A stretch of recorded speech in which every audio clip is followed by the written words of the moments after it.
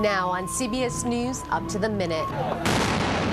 Hamas militants seize control of the Gaza Strip. They proclaim the arrival of Islamic rule and haul off the rival Fatah security forces as prisoners. Let the legal process work itself out. We're not talking about, we're just not engaging in that right now. The White House steps back as a federal judge clears the way for Louis Scooter Libby to be locked up for lying to federal investigators.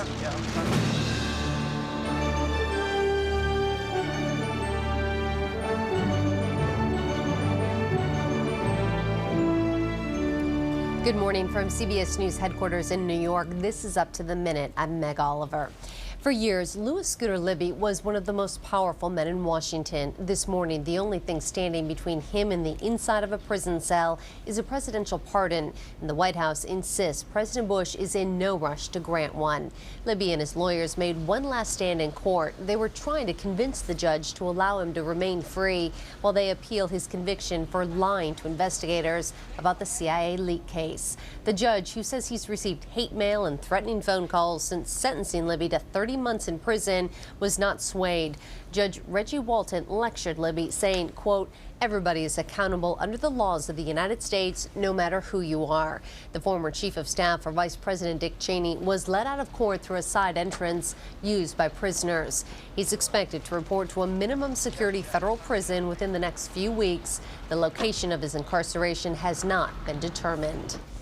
Hamas militants have declared victory in Gaza, hailing what they call the arrival of Islamic rule and effectively dividing the Palestinian state in two. Thousands of Hamas supporters marched through the streets of Gaza City last night, celebrating their military victory. The Palestinian president, safe in his offices on the West Bank, declared a state of emergency, dissolved the national unity government, and fired the prime minister, a member of Hamas. This Palestinian civil war has effectively divided Palestine in two. The Gaza Strip now under the control of Hamas, and the West Bank, where Fatah continues to rule with the political and financial backing of the United States. The Bush administration bet on Fatah and lost. The White House has spent $40 million to train and equip President Mahmoud Abbas's Fatah forces, trying to push back against Hamas, which won parliamentary elections a year and a half ago. CBS's Richard Roth has more. With green flags and gunfire, Hamas fighters celebrated what they called the liberation of Gaza. And if the collapse of the Palestinians' Western-backed Fatah movement needed a symbol, Hamas provided one. Turning a Fatah security headquarters into rubble and dust. Confirming the obvious, Palestinian President Mahmoud Abbas declared a state of emergency from his office in the West Bank, which didn't change a thing in Gaza. Hamas militants there were thanking God for their victory and collecting spoils of war. Offices abandoned by Fatah were searched and trashed. Some refrigerators have new owners now, and so do some rockets. On TV, Hamas publicly humiliated its enemies, showing the capture of Fatah holdouts. What Hamas didn't broadcast were the brutal street-side executions. It was all a picture of what a Hamas spokesman called the arrival of Islamic rule in Gaza, and no one's watching it closer than Israelis. While Israel keeps an army here on Gaza's border, it's kept out of the Palestinians' fight. Optimists say Hamas's victory is a real challenge for Israel. Pessimists say it's a huge new headache. Here's Israel's problem. We are about to witness the first Islamic extremist state on the Mediterranean, fully backed by Iran, backed by Syria, committed to continuing the terror against Israel. And Israel's immediate challenge will be to keep its radical new neighbor in check. Right now, we have to think not necessarily in terms of breakthroughs to a peace, but how to contain the chaos that is spreading out of Gaza. Fatah is still stronger than Hamas in the West Bank, and that's where it's striking back. Religion and politics started this crisis. What's driving it now is revenge. Richard Roth, CBS News, on the Gaza border. Millions of kids log on to MySpace.com every day to update their profile, check up on their friends, or meet new friends. The Attorney General in Texas was concerned that sexual predators might be using the site to lure potential victims. He subpoenaed MySpace, got the names of convicted sex offenders using the service, and it didn't take long for the arrests. CBS's Hari Srinivasan reports. The Texas bus brought in guys like 49-year-old Patrick Blevins of Houston, who did 8 years behind bars for sexually assaulting a 14-year-old girl. He was released in 2004, but authorities say his page on MySpace.com violated his parole by being on the internet. Mr. Blevins' arrest highlights the gravity and urgency of the situation we're dealing with because these predators are incorrigible. They will stop at nothing in order to try to find their next victim. Blevins was one of 7 sex offenders caught after MySpace, the world's largest online social network, especially popular with teens, agreed last month to start cross-referencing their user information with sex offender registries. None of those arrested in Texas is known to have committed any new crimes, but investigators are still working with MySpace to identify possible victims. We wanted to arrest these people as quickly as possible. Texas is one of 24 states now getting information from MySpace about the identity of sex offenders who might be trolling the internet. Parents need to understand there are predators on the internet who are more vicious than those who used to lurk in parks or playgrounds. There are more than 600,000 registered sex offenders across the United States. And while MySpace might be the biggest networking site, it's certainly not the only one that predators can target. Authorities warn parents to be very aware of where their kids are going online. Hari Srinivasan, CBS News, Dallas. From MySpace to outer space, NASA says a power cable may be to blame for a computer glitch on the International Space Station that caused major onboard computers to crash. This type of massive computer failure has never been seen before, but so far NASA says the crew is not in danger. CBS's Drew Levinson reports. For NASA and the Russian Space Agency, this was a frontier they had never navigated before. A series of computers on the $100 billion International Space Station went down. By morning, they were partially back online. We're still in the middle of troubleshooting.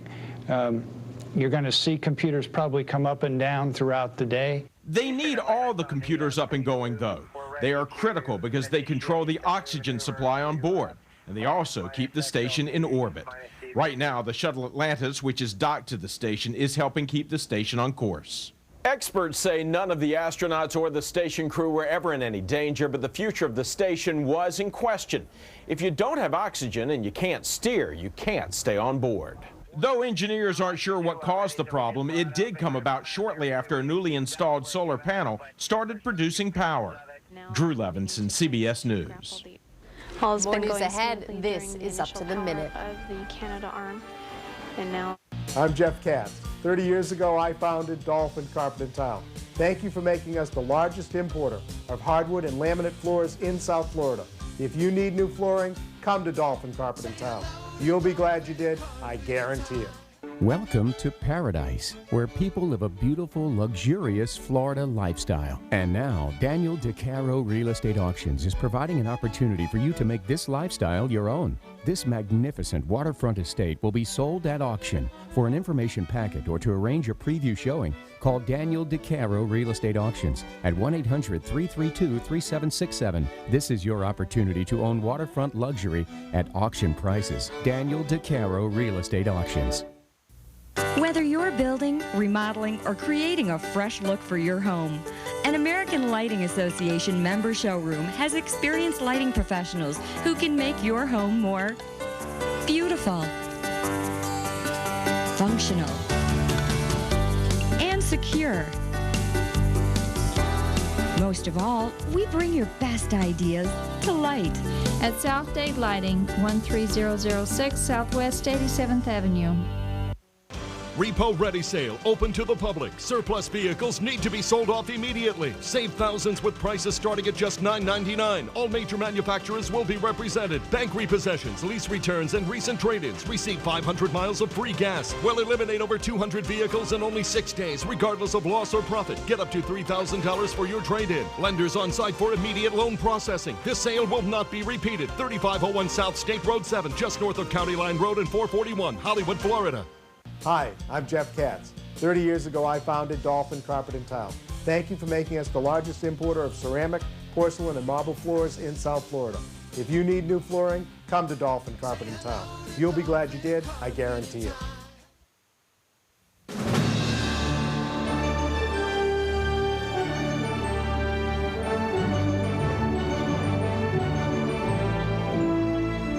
It's 10 past the hour. The Palestinian government is no more, and the Gaza Strip and West Bank are now under the control of two rival and well-armed Palestinian groups. Hamas militants took control of Gaza Thursday after 5 days of violence, raiding security offices of the rival Fatah party, effectively seizing control of the Gaza Strip. Palestinian President Mahmoud Abbas, a member of Fatah, fired the prime minister and said he'd replace the unity government formed just 3 months ago.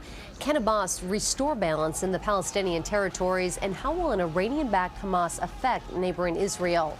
Daniel Levy is a former advisor to the Israeli government and is now senior fellow and director of Middle East Policy Initiative at the New America Foundation. He joins us from our Washington bureau. Good morning, Daniel. Morning, Meg. Is this the work of a well-armed militant group, or does the majority in Gaza support Hamas? The majority in Gaza supports Hamas. Hamas won a democratic election. The election was monitored. It was seen to be free and fair. Hamas then tried to govern. Eventually, Hamas entered into a power-sharing arrangement, a unity government with Fatah. Many inside Fatah and Hamas wanted to make that work. Many inside both movements didn't want to make it work. There were militants inside Hamas who were unhappy with the move into electoral politics. There were people inside Fatah who were unhappy at sharing power with Hamas. And unfortunately, those forces carried the day in no small measure, I have to say, because outside powers encourage the rejectionist tendencies. And unfortunately, it's led to the collapse that we've seen. Well, Daniel, Hamas has the support of Iran and Syria. Do you expect Tehran or Damascus to get involved with this conflict or to push for a resolution? Well, I think it's very problematic to describe Hamas in those terms. Hamas is first and foremost a Palestinian organization. They're not a tool of the Iranians and they're not a tool of the Syrians. They're Palestinians. They were elected by Palestinians. One could equally say Fatah is an American-Israeli organization, and that would be an unfair and inaccurate description. And I think that the way that outside powers, whether it's on one side or whether it's on the Iranian-Syrian side, have intervened has not been helpful.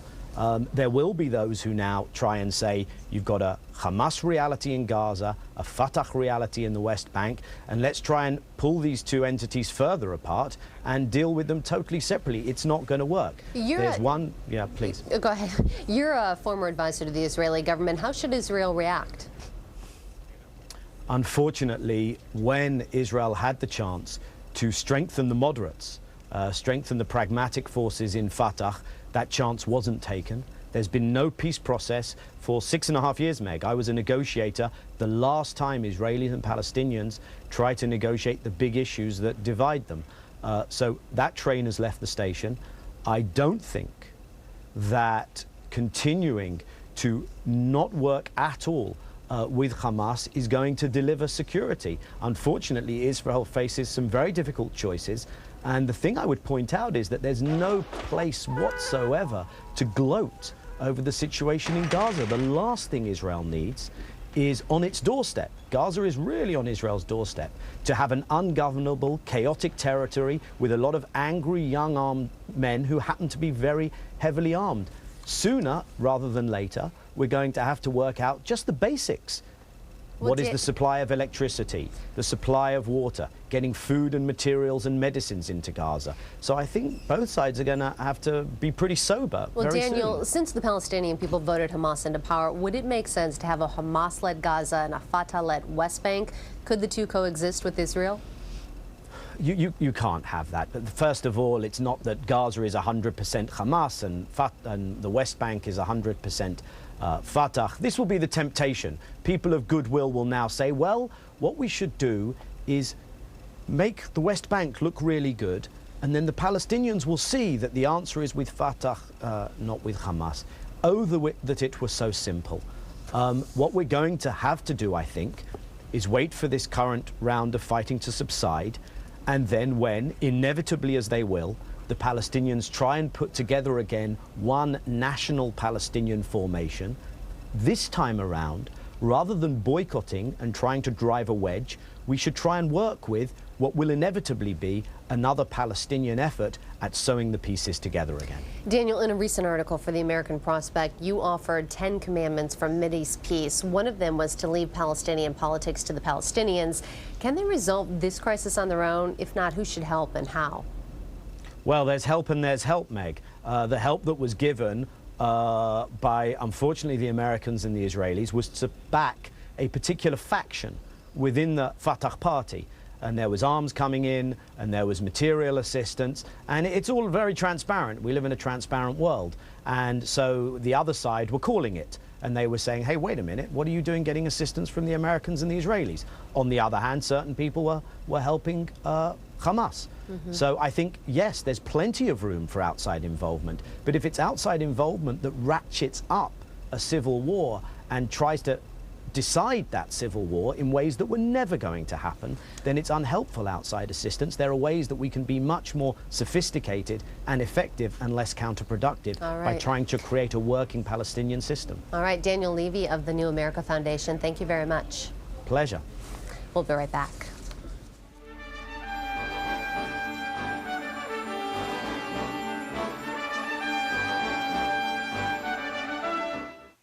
It's not just the sun you should care about, it's your sunscreen. SPF only measures UVB rays, not UVA rays. Rays that can cause skin damage, skin aging, and skin cancer.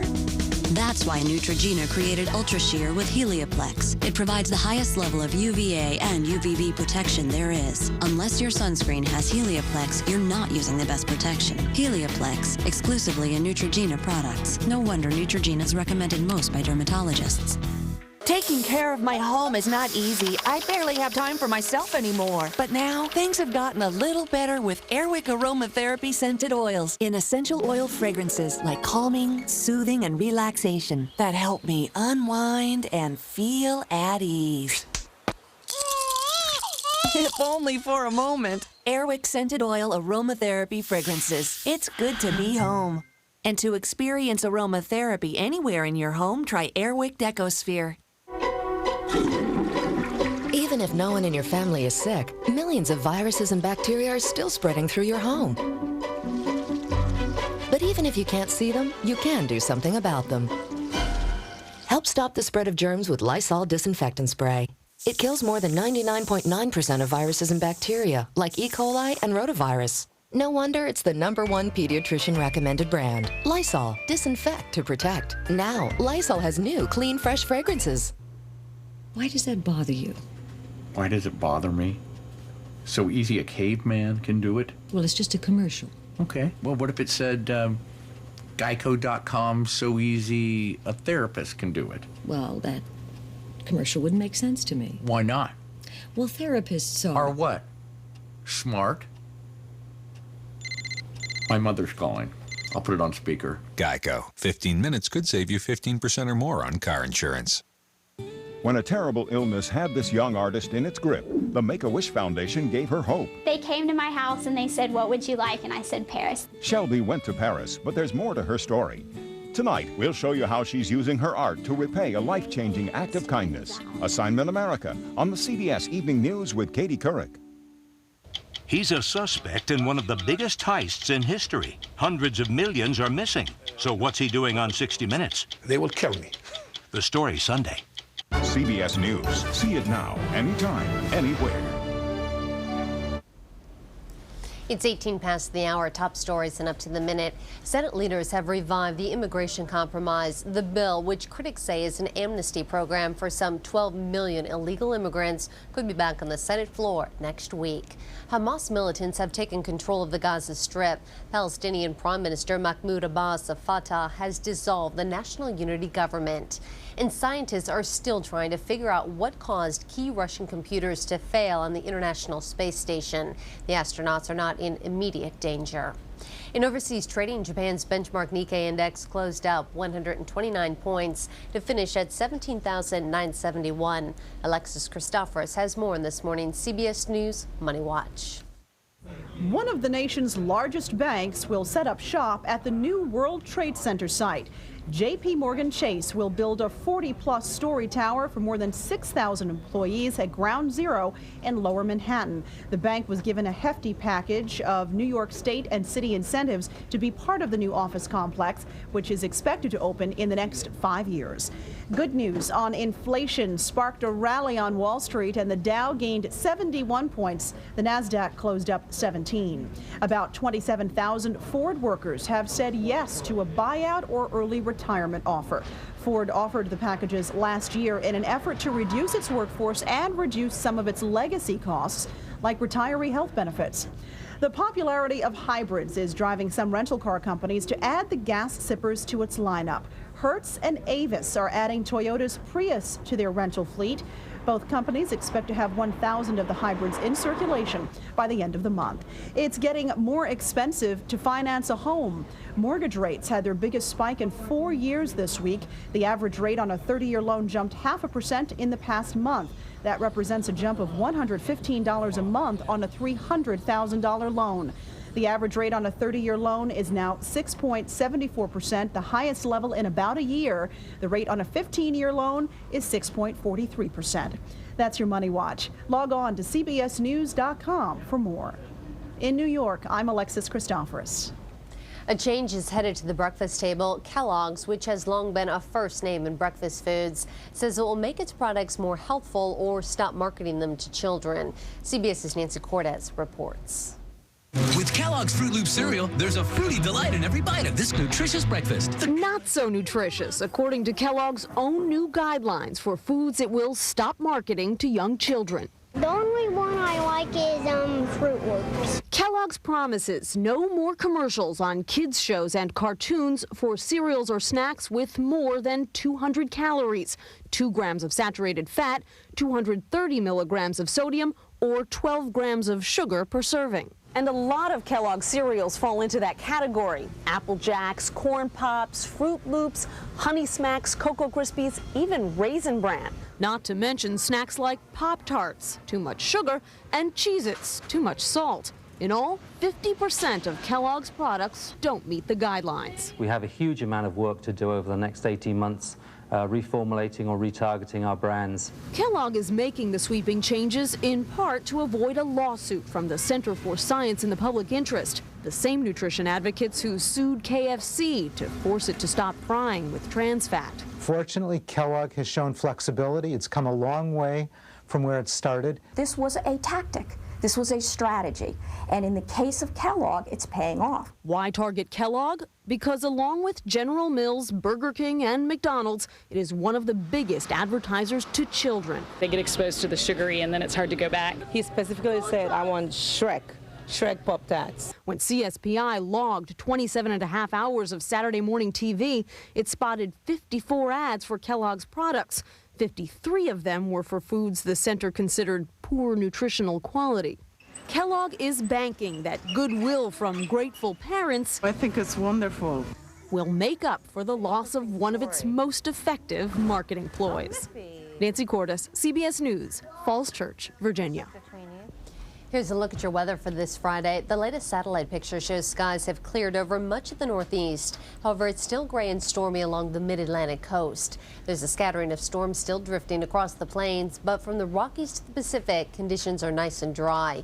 Later today, while the west sees sun, the plains will have another day of afternoon thunderstorms. The Midwest will be hot, and it looks like it will be a beautiful Father's Day weekend in the Northeast.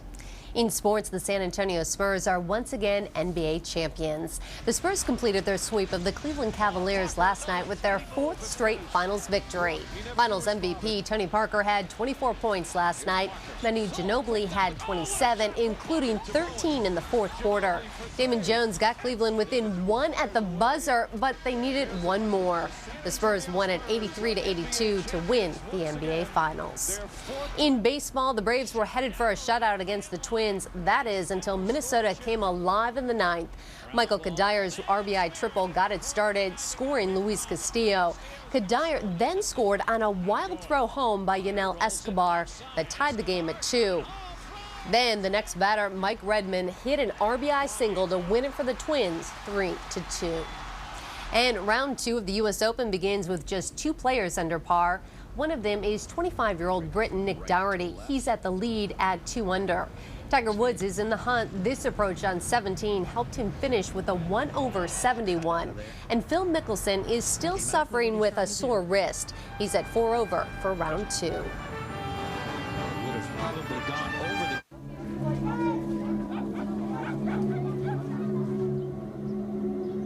A child like Raquel knows a lot of things. She knows there's a school. She's never been to it. She knows she's still hungry, but her mom can't do anything about it. But there's something she doesn't know, and it might be the most important thing in her life. She doesn't know there's someone out there who can get her out of this with a phone call and $24 a month. She doesn't know you. She can't imagine the heart that beats in you, or you can clearly feel the one that beats in her. Call Christian Children's Fund and sponsor a child like Raquel, or Arison, or Laura, or Karina. Let that child know that there's someone out there who can change their life. And that someone is you. You'll receive our free information packet, which includes a picture of the child you can sponsor. You'll learn their name, age, where they live, and their life story. You'll also get information about how your child directly benefits from your contribution, plus a booklet that will answer all your questions about sponsorship. And don't worry, Christian Children's Fund is one of the oldest and most respected child sponsorship agencies. 80 cents of every dollar we receive goes to programs like these to help children like Raquel. Call now and ask us to send you a picture and story of one of these children. Once you see the picture, you'll know what to do. Call this number for your free information kit, including your child's picture, all the facts about Christian Children's Fund, and how to save a child's life. There's no obligation, so call the number on your screen now. Employees and friends of the Georgia Aquarium are mourning the deaths of a pair of gentle giants. 2 whale sharks died there, and no one's sure why. Mark Strassman reports critics are questioning why such big fish were being held in captivity anyway. Feeders at Atlanta's Georgia Aquarium serve lunch to the whale sharks, the largest fish on Earth. Tourists were awed. Rarely in captivity, little's known about whale sharks. But the real mystery and worry here is what's killing them in this tank. Norton, a 23-footer, sank to the bottom Wednesday and had to be euthanized. The second death of a whale shark here in just 5 months. As with autopsies that are done with humans, necropsies with these animals, it can take weeks or months to get results back and start getting definitive ideas of what's going on. Aquarium officials still don't know what killed Ralph, the other whale shark that died here last January. Like Norton, he just drifted to the bottom. One possible cause, a pesticide used in the tank to kill parasites, a chemical the aquarium has stopped using. There are 4 surviving whale sharks here, and they all seem to be healthy. But with 2 others having died in this tank, critics are now circling. Much of the criticism's philosophical, whether creatures so enormous and whale sharks can grow to 40 feet can ever be kept healthy in captivity. Obviously, sadness over the death of a magnificent animal, and then anger because that animal shouldn't have been there in the first place. In the open sea, no one knows how long they live.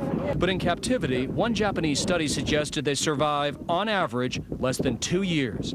Aquarium scientists say they grieve the loss of both fish, but these deaths give them an opportunity to learn more. Our job is to take the science and look for those various links, what could have happened. But these deaths renew a debate about large creatures on display, whether the real killer is captivity. Mark Strassman, CBS News, Atlanta. Before we leave you this half hour, we want to tell you about a big fish that's leaving our pond. Craig Wilson has been a producer, writer, editor for Up to the Minute for the past decade. That's a lot of late nights and early mornings. This is Craig's last morning on our staff. We want to take a moment to thank the pride of Medicine Hat, Alberta, Canada for his hard work, dedication, and passion for news. We'll miss you, Craig. Hope to see you soon, eh? And thank you for joining us this half hour. This CBS News Up to the Minute.